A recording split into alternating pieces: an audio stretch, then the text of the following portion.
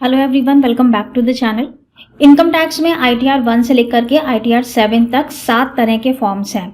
आपको अपनी इनकम के अकॉर्डिंग चूज करना है कि कौन सा फॉर्म आपके केस में एप्लीकेबल होगा। अगर आपने गलत फॉर्म का सिलेक्शन कर लिया, गलत फॉर्म में अपनी इनकम्स को फिल करके फाइल कर दिया, तो आपका ITR डिफेक्टिव भी हो सकता है, साथ ही आपको इनकम टैक्स डिपार्टमेंट से नोटिस भी आ सकता है।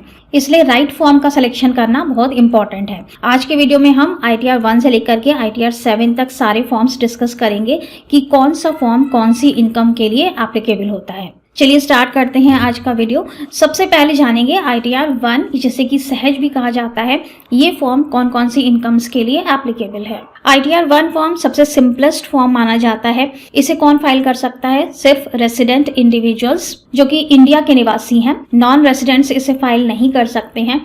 इसमें कौन कौन सी इनकम आप दे सकते हैं? आपको सैलरी से इनकम आ रही है, पेंशन से इनकम आ रही है, एक हाउस प्रॉपर्टी की इनकम आ रही है, या अगर आपने होम लोन लिया हुआ है तो आप इंटरेस्ट पेमेंट भी दिखा सकते हैं यहाँ पर। इसके अलावा इनकम फ्रॉम अदर सोर्सेज से इनकम आ रही है, जैसे कि बैंक से इंटरेस्ट है, सेविंग बैंक का इंटरेस्ट है, FD का इंटरेस्ट है, डिविडेंड है, फैमिली पेंशन है, कोई कंसल्टेंसी इनकम आ रही है जिस पर कि TDS डिडक्ट नहीं हो रहा है। मेजर पोर्शन आपका सैलरी से है, लेकिन थोड़ी बहुत आपकी कंसल्टेंसी इनकम भी होती है, तब भी आप ITR 1 को फाइल कर सकते हैं। इसके अलावा अगर आपकी कोई ट्यूशन इनकम आ रही है या अदर सोर्सेज से आपकी कोई भी ऐसी इनकम आ रही है जिस पर कि TDS डिडक्ट नहीं हो रहा है, तो उसे भी आप इनकम फ्रॉम अदर सोर्सेज में दिखा सकते हैं। स्पेशल इनकम को यहाँ पर नहीं दिखाया जाता है। स्पेशल इनकम जैसे कि विनिंग्स फ्रॉम लॉटरी से कोई इनकम है, गैम्बलिंग से कोई इनकम है जिस पर कि स्पेशल रेट लगते हैं, इनकम टैक्स स्लैब के हिसाब से टैक्सेबल नहीं होती हैं, उन्हें स्पेशल इनकम कहते हैं। तो वो सारी इनकम्स आप ITR 1 में नहीं दिखा सकते हैं।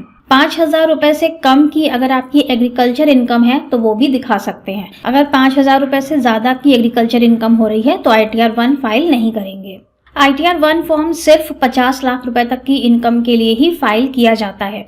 अगर आपकी टोटल इनकम 50 लाख रुपए से ज़्यादा की हो रही है तो आप ITR 1 फाइल नहीं करेंगे, फिर आप ITR 2 फाइल करेंगे।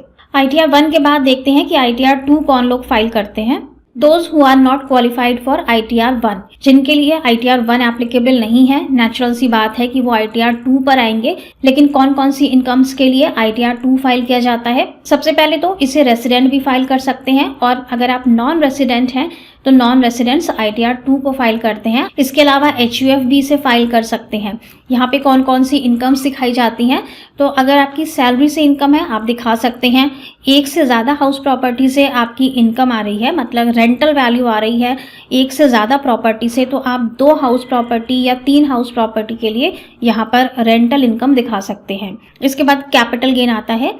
किसी भी असेट को आपने सेल किया है, वहाँ पर आपको कैपिटल गेन हुआ है या लॉस हुआ है, तो वो आप यहाँ पर दिखा सकते हैं। जैसे कि शेयर्स का लॉस या गेन हो गया, या फिर प्रॉपर्टी का गेन या लॉस हो गया, या फिर कोई भी असेट जैसे कि ज्वेलरी है, पेंटिंग है, कोई भी असेट आपने सेल आउट किया है, उस पर आपको गेन या लॉस हुआ है, तो वो ITR 2 में दिखाया जाता है। लेकिन यहाँ पर आप इंट्राडे और FNO को नहीं दिखाते हैं। यहाँ पर सिर्फ शॉर्ट टर्म या फिर लॉन्ग टर्म को डिस्क्लोज किया जाता है। इसके अलावा इनकम फ्रॉम अदर सोर्सेज में बैंक इंटरेस्ट है, डिविडेंड है, कंसल्टेंसी इनकम है जिस पर कि TDS डिडक्ट नहीं हुआ है, एग्रीकल्चर इनकम है मोर देन 5,000 रुपीज, वो दिखा सकते हैं, या फिर क्लबिंग ऑफ इनकम है, माइनर चाइल्ड की इनकम क्लब हो रही है या वाइफ की इनकम क्लब हो रही है, तो वो दिखा सकते हैं। अगर आपकी इनकम 50 लाख रुपए से ज़्यादा हो रही है तो आप ITR 2 फाइल करते हैं।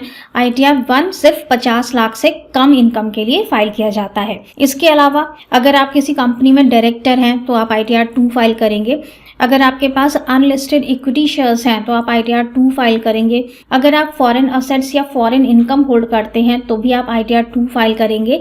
और अगर आपको गिफ्ट दिखाना है किसी रिलेटिव से जो कि एग्जेम्प्ट है, तब भी आप ITR 2 को फाइल करेंगे। इसके बाद आती है ITR 3।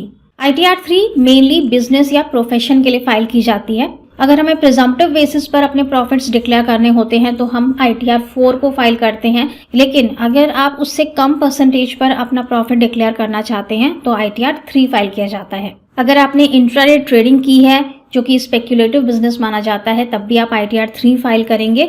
अगर आप FNO में ट्रेड करते हैं जो कि नॉन स्पेक्युलेटिव बिजनेस इनकम है, तब भी आप ITR 3 को फाइल करेंगे। अगर आप किसी फर्म में पार्टनर हैं या LLP में पार्टनर हैं, तब भी आप ITR 3 को फाइल करेंगे। अगर आपको किसी पार्टनरशिप फर्म से इंटरेस्ट या रेम्यूनरेशन रिसीव हो रहा है या LLP से आपको कोई इंटरेस्ट, शेयर या रेम्यूनरेशन रिसीव हो रहा है, तब भी आप ITR 3 फाइल करेंगे।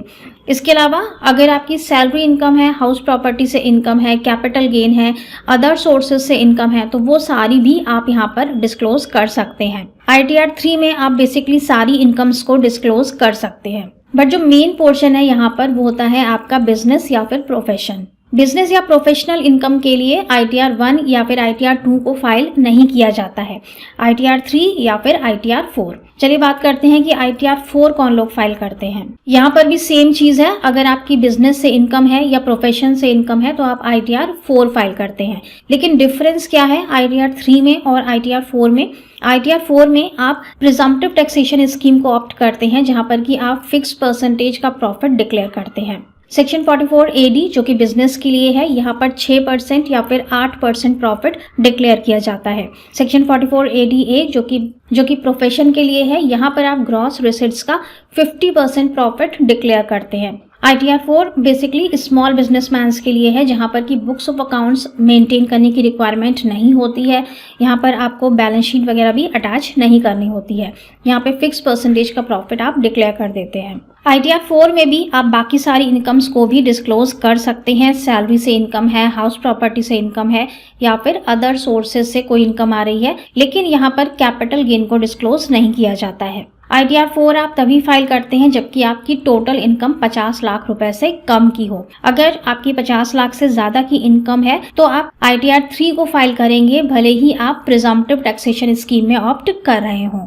असेसमेंट ईयर 24-25 से ITR 4 फॉर्म के लिए टर्नओवर की लिमिट्स को इंक्रीज कर दिया गया है। सेक्शन 44 AD जो कि बिजनेस के लिए है, इसमें टर्नओवर लिमिट कर दी गई है 3 करोड़ रुपए की। अगर आपका टर्नओवर 3 करोड़ रुपए तक है तो आप सेक्शन 44 AD में प्रिजम्प्टिव बेसिस पर ITR 4 फाइल कर सकते हैं। प्रीवियसली ये लिमिट सिर्फ 2 करोड़ रुपए की थी। इसी तरह से सेक्शन 44 ADA जो कि प्रोफेशनल्स के लिए है, जैसे कि डॉक्टर्स हो गए, आर्किटेक्ट हैं, लॉयर्स हैं, तो इन लोगों के लिए लिमिट को बढ़ाकर 75 लाख कर दिया गया है, जबकि पहले ये लिमिट थी 50 लाख रुपए की। अगर आप प्रोफेशनल हैं और आपकी इनकम 75 लाख रुपए तक आती है तो आप ITR 4 को फाइल कर सकते हैं, जहां पर कि कोई भी बुक्स ऑफ अकाउंट मेंटेन करने की रिक्वायरमेंट नहीं होती है।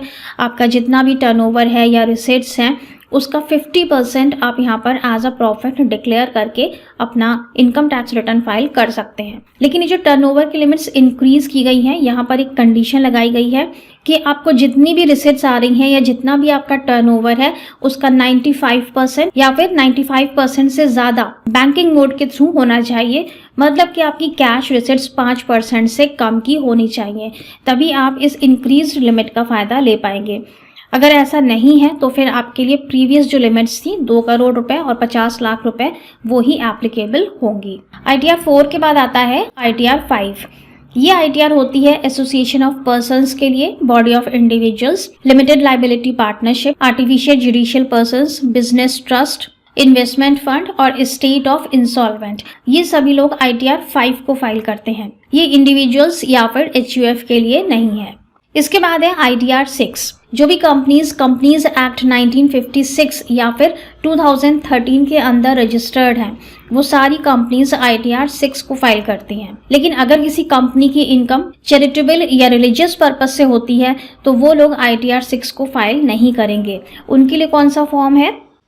उनके लिए होता है ITR 7। अगर आप ट्रस्ट हैं, कंपनी है, फर्म है, लोकल अथॉरिटी है, AOP हैं, आर्टिफिशियल जुडिशियल पर्सन हैं और आप एग्जेम्पशन क्लेम कर रहे हैं सेक्शन 139(4)A में, सेक्शन 139(4)B में, 4C में या 4D में, तो आप ITR 7 को फाइल करेंगे। ये सारे सेक्शंस किन लोगों के लिए हैं? Charitable trust and institutions, college and universities, political parties, ये सारे लोग ITR 7 को फाइल करते हैं। तो इस तरह से आप अपनी इनकम के अकॉर्डिंग यहाँ से चूज कर सकते हैं कि कौन सा फॉर्म आपके लिए एप्लीकेबल होगा। ITR फॉर्म फिल करने से पहले अपने AIS और 26 AS फॉर्म को ज़रूर डाउनलोड कर लीजिएगा और उसमें जो भी आपके TDS के सेक्शंस आ रहे हैं उसके अकॉर्डिंग ही आपको चूज़ करना होगा कि आपके लिए कौन सा ITR फॉर्म एप्लीकेबल होगा। आई होप कि वीडियो आपके लिए यूजफुल रहा होगा। Thank you so much for watching this video. अगर कोई कॉमेंट हो तो आप नीचे कॉमेंट बॉक्स में पूछ सकते हैं। मिलेंगे नेक्स्ट वीडियो में। Till then stay safe and healthy. Bye bye.